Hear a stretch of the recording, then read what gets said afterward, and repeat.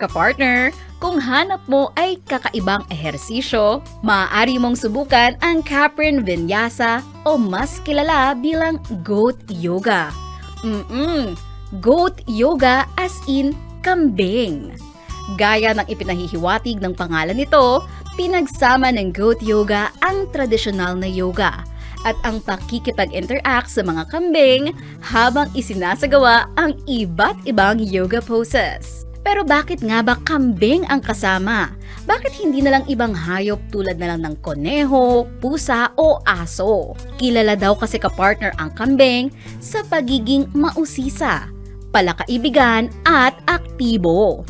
Dahil dito, madalas silang lumalapit at nakikipag-ugnayan sa mga tao, lalo na ang mga batang kambing.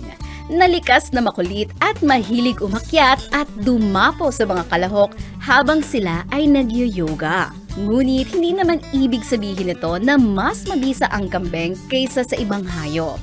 Sa katunayan, ginagamit din ang mga aso, pusa at koneho sa iba't ibang animal-assisted activities. Ngunit sa Goat Yoga, ang masigla at mapanglarong ugali ng mga kambing ay nagbibigay ng kakaibang kananasan. Para sa Usapang Kalusugan, ito po si Fatima Altaib.